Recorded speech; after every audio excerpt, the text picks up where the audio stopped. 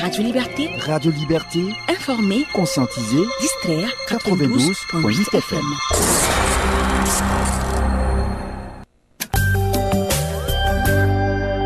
La grande édition du journal, présentation Tanga Thierry Zongo. Suspendu le 28 juillet dernier, le procès du putsch manqué de 2015 a repris ce jeudi. Un seul accusé a été appelé à la barre et il dit ne pas reconnaître les chefs d'accusation portés contre lui. Vous aurez le point de l'audience de ce jour dans quelques instants. La suspension du communiqué d'ouverture du concours de la magistrature est diversement appréciée par les candidats. Si certains apprécient positivement cette suspension, ce n'est pas le cas chez d'autres. Des militants du comité du secteur 5 de l'organisation démocratique de la jeunesse de la ville de Koudougou, convoqués par les services de sécurité pour avoir organisé une conférence publique. Le responsable à la formation du dit comité se dit être surpris par ces convocations. Stéphane Kaboré est notre invité dans ce journal.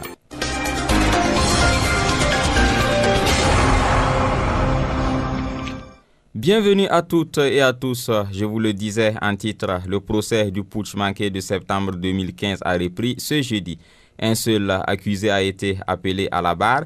Il s'agit du soldat de première classe Sidiki Ouattara. Il a nié les faits qui lui sont reprochés. Idrissa Koumbem est dans ce studio pour nous faire le point. Bienvenue à vous, Idrissa Koumbem. Merci. Quelle est l'ambiance qui règne lors de la reprise du procès? Alors, bonsoir Thierry. Et comme vous venez de le dire, le procès a repris également ce matin à 9h du côté des banquets de Ouaga 2000. Mais il faut d'abord noter que l'ambiance n'était pas aussi celle des grands jours.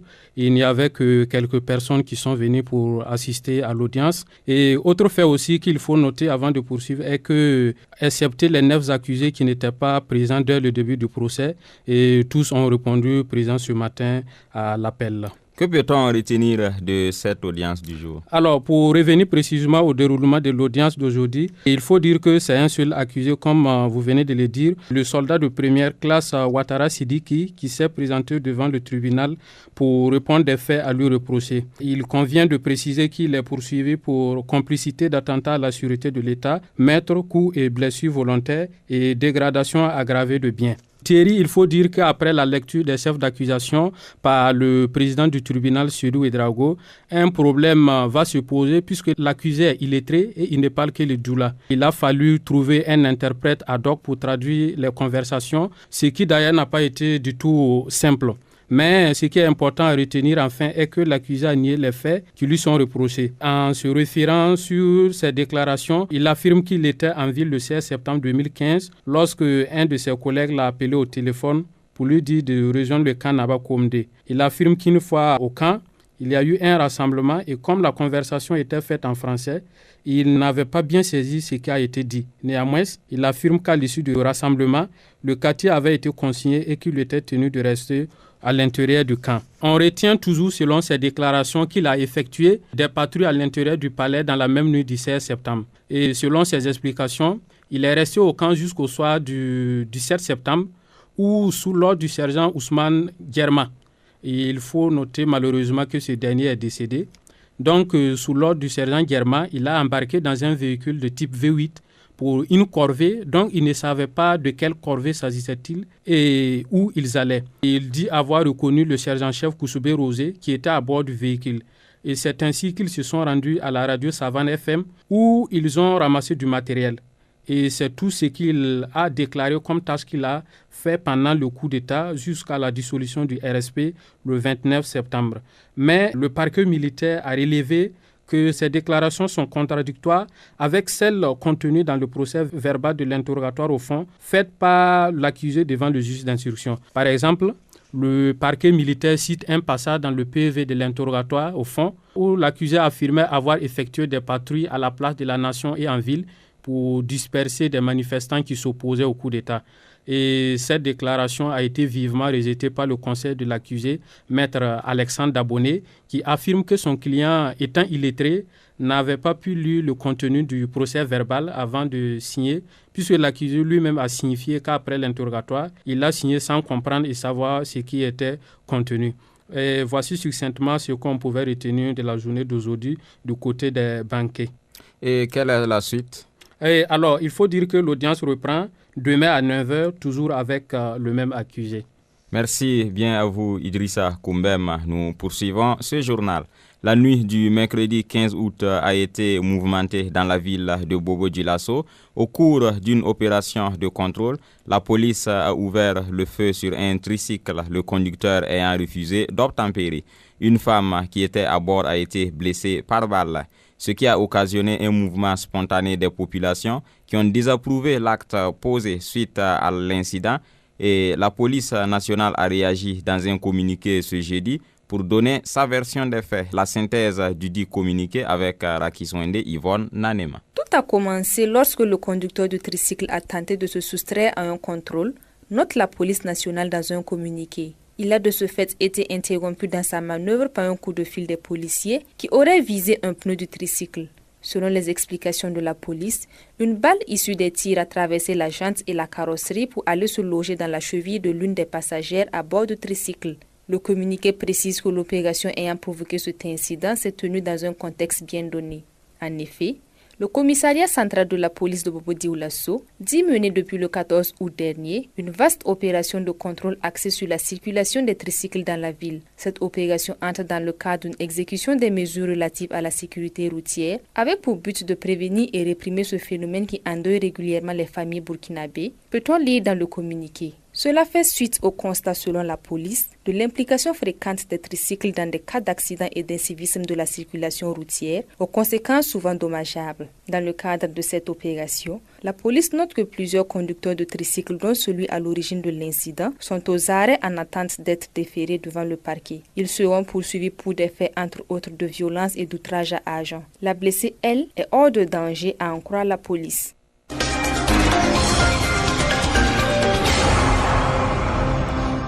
Suite de ce journal, la suspension du communiqué d'ouverture du concours de la magistrature par le Conseil d'État suite à une plainte formulée fait débat.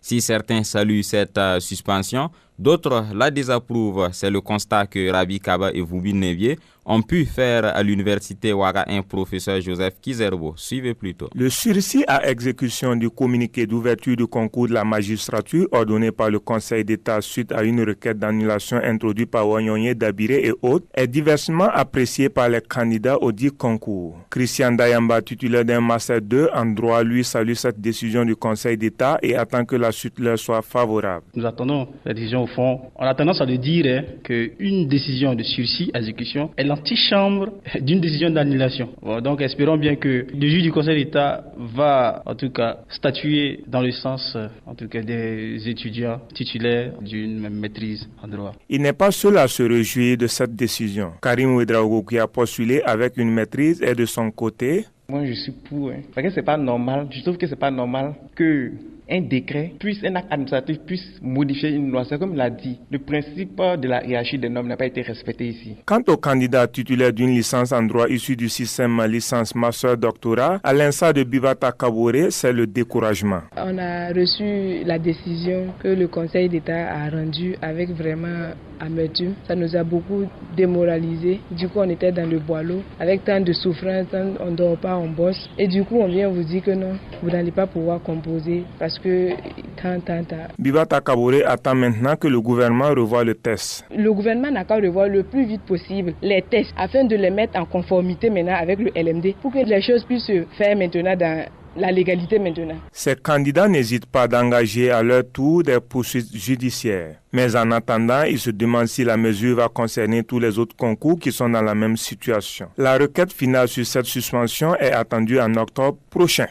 Environ 500 personnes ont été placées dans des sites d'hébergement suite à l'opération de retrait des personnes vivant en situation de rue engagée par le ministère en charge de l'action sociale. Parmi ces sites figure le centre d'accueil d'urgence de Somgandé, réservé uniquement aux enfants de sexe masculin.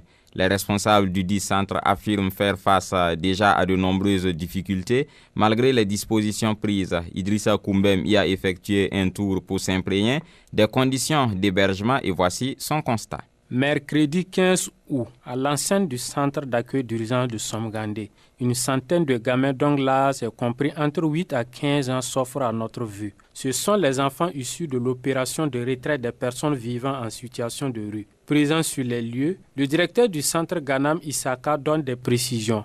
Le point qu'on pourra faire, par exemple, la date d'hier, on avait à partir de 15h hier 184 enfants. Et les enfants accueillis jusqu'à 18h40 hier, c'était au nombre de 32. Et nous avons pu tourner en famille 17. Et pour permettre à ces enfants d'être dans des conditions acceptables, des dispositions sont prises. Il y a un personnel d'accompagnement. Les travailleurs sociaux qui sont là, ils sont à pied d'œuvre et ils sont accompagnés par le ministère en charge de la sécurité à travers la police qui est là.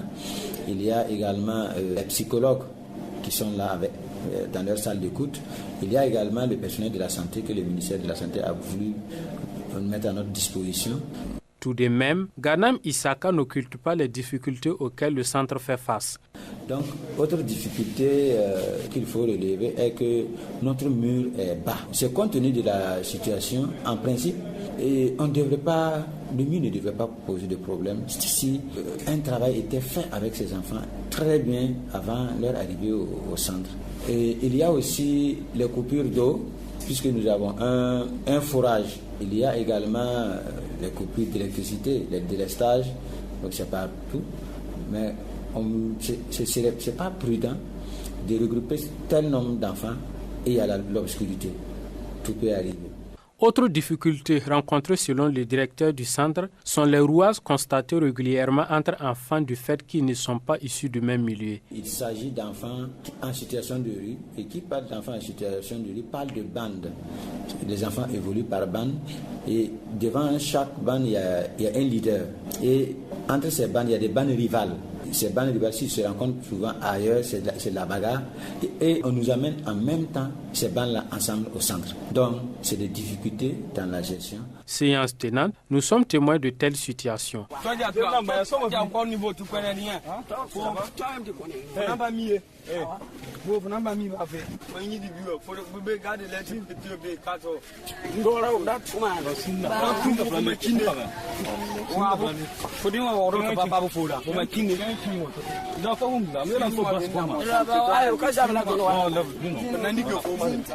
Si pour l'instant, certains enfants sont fiers d'être dans le centre d'hébergement, ils ne l'espèrent pas pour longtemps, car selon eux, s'ils sont venus au centre, c'est parce qu'on leur a promis de leur trouver de quoi faire. Cet ancien apprenti chauffeur venant de Tita, la quinzaine bien sonnée s'impatiente. Moi j'étais à Ouagadougou ici, à la gare routière, suivre le Maroc, et puis j'ai gagné l'argent, parti au village, j'ai revenu, garage l'a déménagé, je ne connais pas où garage l'a parti encore.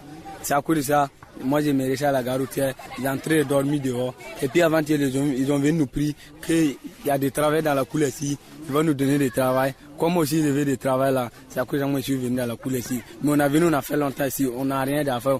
Mais on ne peut pas rester ici, on mange, on ne travaille pas. Si tu dimanche, tu ne travailles pas, tu deviens bête, tu ne souffres pas, tu ne sais pas où manger la chose là. Mais en attendant, le quotidien de ces enfants se limite à certains jeux comme baby foot.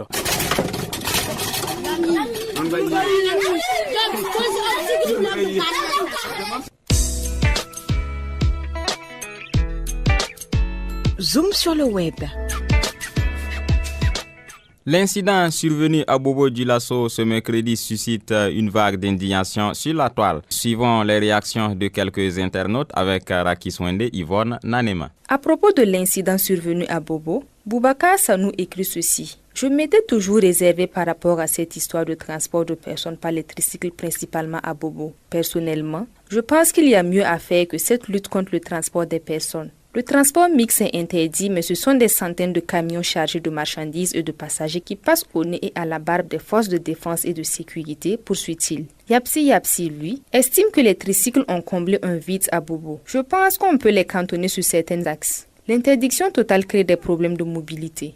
Dans le même ordre d'idées, Mahamoudou Fayama fait la publication suivante. Quand les gouvernants mangent dans la vente des motos, ils tournent le dos au transport en commun, un impératif de développement. Eh bien, Oumarou formule une série d'interrogations en ces termes. Avait-on besoin de tirer à balles réelles, même dans un cas de tentative violente, de se soustraire du contrôle de la police? Quel danger représentait ce tricycle en infraction pour nécessiter l'utilisation d'une arme létale même sur le pneu? Quelle est la vitesse d'un tricycle pour qu'il puisse échapper à une poursuite? Dans une seconde publication, il déclare ceci: les forces de défense et de sécurité ne sont pas constituées d'extraterrestres. Ce sont des hommes et leurs actions, même en situation de guerre ouverte, doivent être critiquées. Quand des policiers tirent avec des armes létales sur un tricycle transportant des personnes en pleine ville, c'est un scandale, même si le tricycle transportait une ogive nucléaire. Hier, un journaliste a été violemment agressé par un gendarme sous prétexte de mesures sécuritaires conservatoires. Le président du Faso avait condamné le geste. Vous avez applaudi le Pandore. Qu'au journaliste parle trop. Aujourd'hui, un policier ouvre le feu sur un tricycle pratiquement sous le même prétexte. Vous êtes encore de la partie pour conforter le flic dans son action. Bien, continuez à approuver les dérives sécuritaires. C'est votre droit. Mais retenez aussi que ça n'arrive pas qu'aux autres. Écrit Zoubaviel David Dabiri.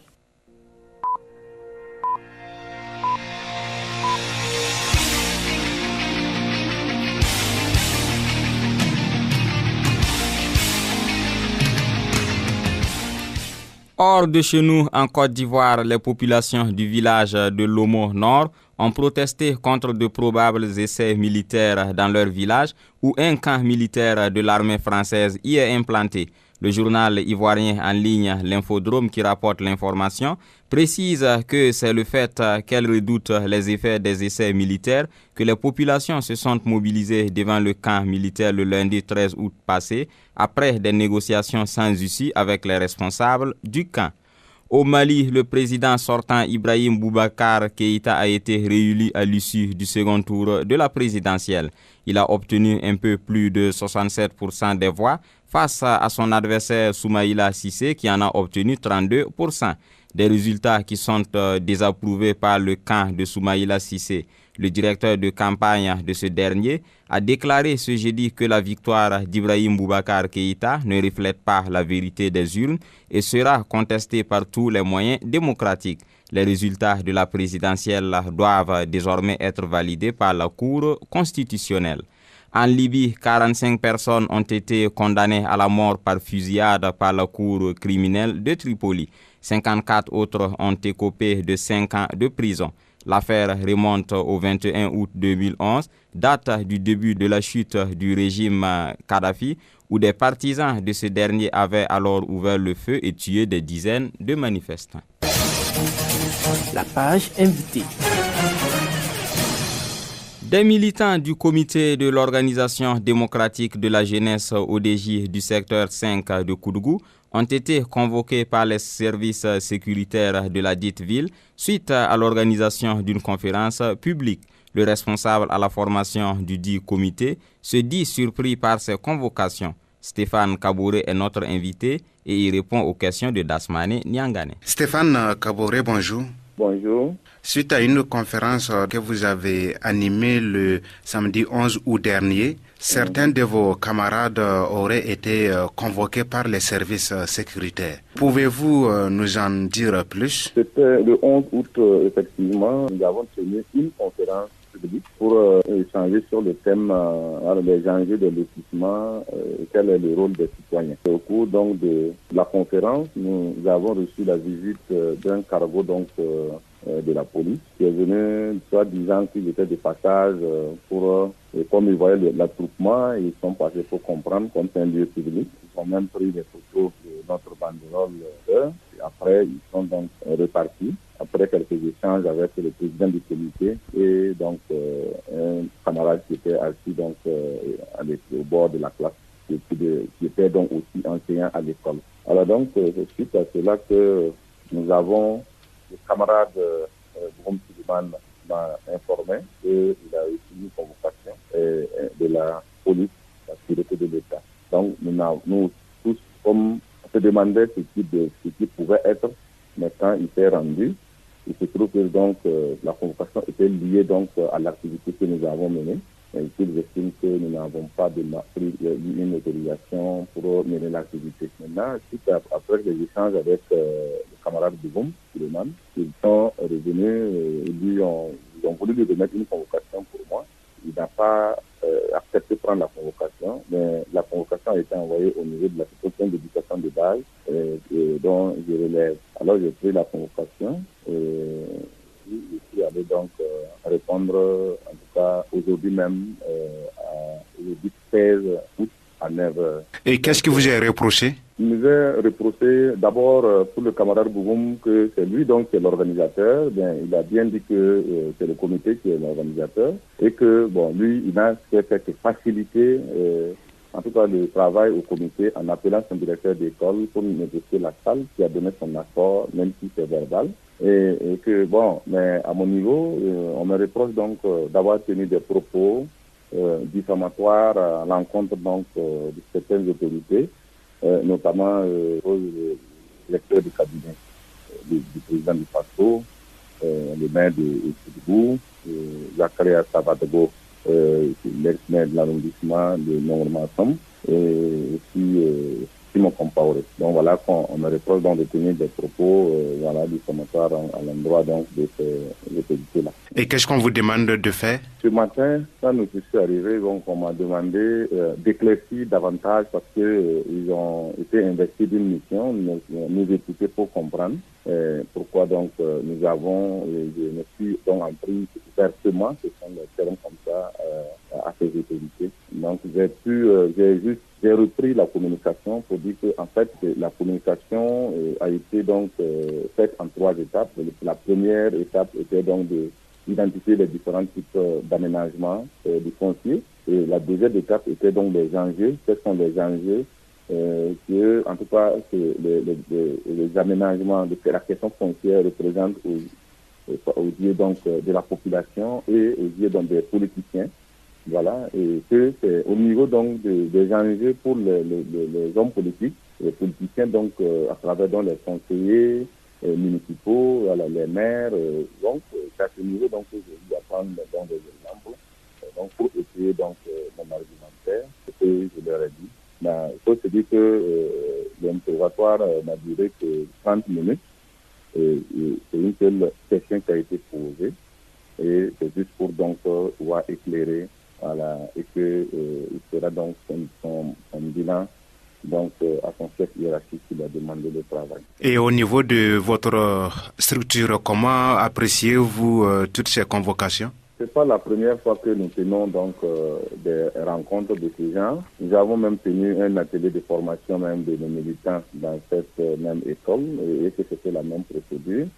Nous avons également tenu une autre rencontre de formation des femmes du secteur en formation en savon solide. Donc, nous avons dans les jours à venir notre 72 heures chrono que nous préparons. Nous avons vraiment été surpris donc de voir en tout cas tout un cargo de la police venir à notre rencontre pour essayer. Donc, nous comprenons ça comme si étant des intimidations et que pour que, en fait, nous empêcher donc de parler. Que je vois ici la question de la liberté d'expression qui est mise à lieu de preuve à l'état partiel. Avec une telle situation, que comptez-vous faire? Nous sommes mobilisés et les camarades sont venus parce qu'ils disent que il se pourrait qu'ils nous reviennent. Il a dit vraiment, il a précisé qu'il se peut qu'on nous revienne, mais au cas où on nous revenait, voilà, en tout cas, rester serein et ce que j'ai pu dire, de pouvoir être à mesure de redire ce que j'ai pu dire. Donc pour le moment, nous sommes organisés et nous attendons de voir la suite. Stéphane Kaboré, merci. Merci bien. Point final pour ce journal. Tiona Sanogo était à la partie technique. Merci de votre aimable attention. Bonne suite de programme sur Radio Liberté.